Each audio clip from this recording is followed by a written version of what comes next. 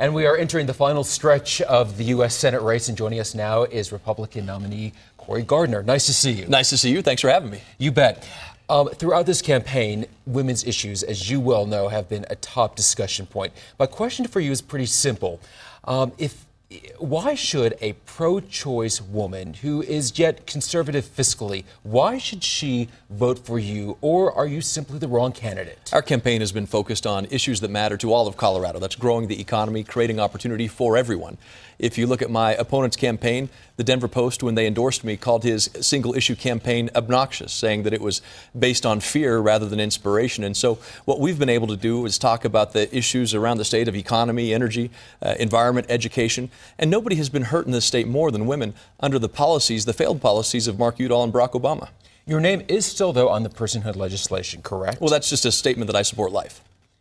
So, for a woman who feels that your ideals, as far as the economy, job creation, are in line with hers, but is concerned about issues of choice and access to birth control, can you say to her that things will remain as status quo? I have supported efforts to make contraception available over the counter without a prescription, expanding access, not just about politics. That's what Senator Udall wants, is simply politics. Let's move on to foreign affairs. As you know, this country is facing a number of terrorist threats domestically and abroad. Will there ever be a situation where you think it would be okay for ground troops to be used to fight ISIS in particular? Well, I don't support sending ground troops from the United States, but I think that there are coalitions that will be providing those forces on the ground in the Middle East, the Arab nations, our allies, who are providing those kinds of training opportunities and troops. That, look, what we have to do is make sure that we're protecting the security and safety of the American family. And that's why I have stated early on that I believe the Islamic State was an imminent threat to our nation. Senator Udall doesn't believe that they are a threat to our nation. This is going to be, though, a constant, ongoing threat. Do you think the action, though, taken thus far has been appropriate, or should it have been more aggressive? Well, if you go back to the very beginning of this, I think President Obama, who Senator Udall has supported 99% of the time, stated that we don't have a strategy when it comes to the Islamic State. He stated that the U.S. posture when it comes to foreign policy is leading from behind, and that really has affected our ability to make sure that we're protecting American families and American interests from the Islamic State.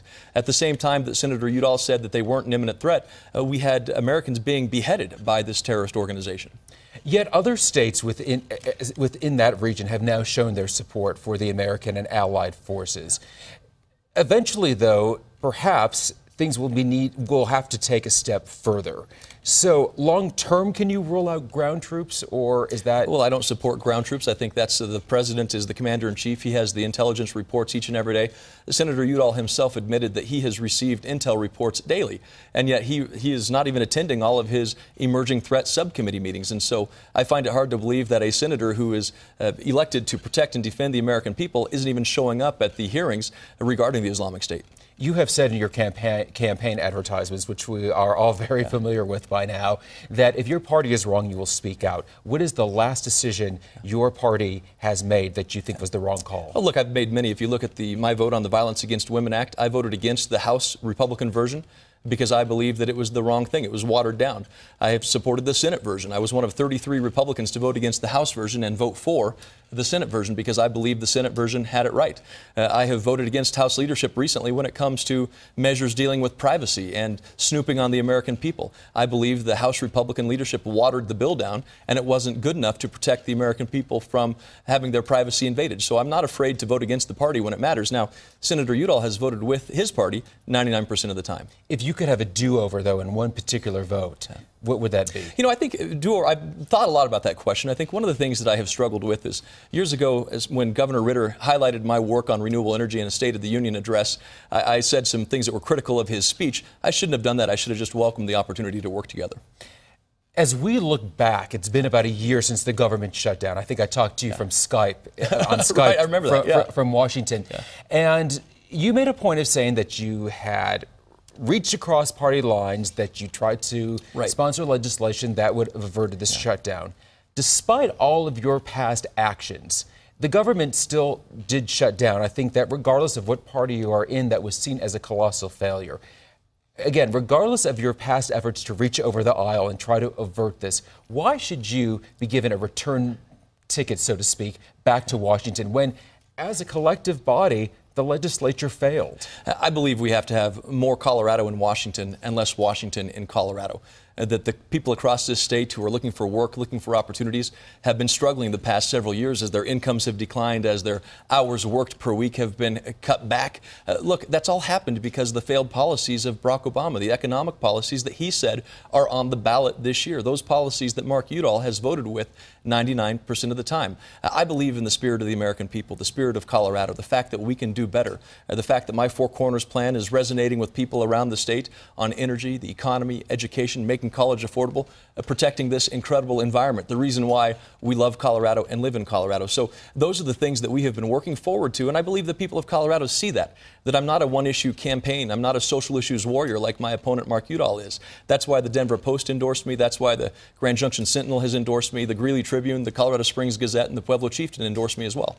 Real quickly, and I'm talking about 15 seconds or less, what should happen with health care reform? Because despite the criticism, a lot of Americans say it has given them the safety net and the resources they need. Well, by the end of next year, nearly 500,000 Coloradans will have had their health insurance plans canceled, thanks to the vote that Senator Mark Udall made when he passed on his vote Obamacare. I believe we should repeal it, replace it with things that actually work to lower the cost of care, increase the quality of care. That's why I've introduced legislation to make sure people with pre-existing conditions have insurance coverage, make sure that we are meeting the needs of people in rural Colorado, Eastern Plains, Western Slope, the Front Range. We can do better than the broken promises that Mark Udall made when he passed Obamacare. We want to give you 1 minute to address the voters directly. Well, thank you, Mark. I'm excited about the opportunity that we as a country can have together. When my party is wrong, I'll say it. When something is broken, I'll fix it. The fact is, we have too many people who have decided that Washington, D.C. is right when we know that Coloradans know best. We need somebody in Washington who's going to promote the ideas of getting this nation back to work, bringing those Colorado ideas with them, somebody who's not afraid to lead and to make sure that we can have a government that we can all be proud of again. And that's, I think, what is missing. Leadership in Washington to make sure that we have a government that can accomplish things, to address our challenges, whether it's debt, our economy, our children's education, what we can do to find answers, to help fulfill that one moral obligation that we all share, to make sure that we are providing our children and grandchildren a better starting point than the one that we inherited from our parents. Cory Gardner in the final home stretch of the campaign. Mark, thank you very much for having me. Appreciate it. Thanks.